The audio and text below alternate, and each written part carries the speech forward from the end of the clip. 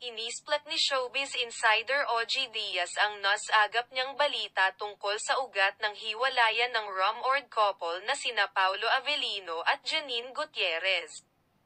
Sa latest episode ng Showbiz Updates nitong Linggo, Marso 3, sinabi ni OG na tila wala raw plano si Paulo para sa relasyon nito kay Janine. Tinanong ko, sa source, anong dahilan bakit nag-split yung dalawa, Paulo at Janine? Ang sabi sa akin, si Janine daw ay nakausap si Paulo. Parang ang pahiwatig ng mga salita ay ano ng plano natin, lahad ni OG. Say tuloy ng co-host niyang si Mama Loy, nako, di ba? Nay, minsan sa ibang lalaki yan yung pinaka-dreaded nila na question. Pag tinanong na sila ng babae kung ano na bang plano mo sa akin?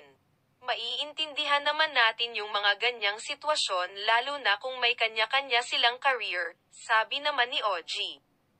In fact, may plano naman daw talaga si Paulo para kay Janine.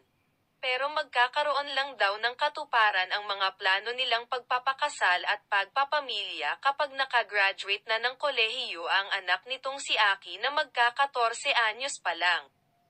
Nagbigay naman ng pasubali si OG sa unang bahagi pa lang ng vlog na wala pang kumpirmasyon ang tungkol sa iniulat niyang dahilan ng hiwalayan nina Paulo at Janine. Nagsimula raw itanong ni Janine ang tungkol sa pagpaplano ng kasal at pamilya kay Paulo nang muli silang magkabalikan ng aktor. Matatandaan kasing nakitaan ng chemistry sina Paulo at ang aktres na si Kim Chiu simula noong gumanap sila sa Prime Video na Linlang. Nasundan pa nga ito ng isa pang proyekto sa ilalim naman ng VIO at ABS-CBN na ipo-produce ng Dreamscape Entertainment.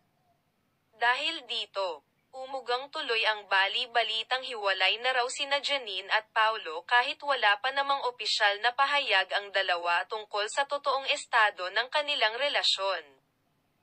Pero inamin ni Janine sa isang panayam na may espesyal na ugnayan daw na namamagitan sa kanila ni Paulo. Sa katunayan, nanligaw pa umano sa kanya ang aktor. Isang buwan matapos may ulat ang tungkol sa kanilang hiwalayan, kasunod namang lumutang ang balitang nagkabalikan umano ang dalawa. Ngunit sa isang episode ng Showbiz Update noong Pebrero, napag-usapan sa vlog ni OG na hiwalay na ulit sina Paulo at Janine.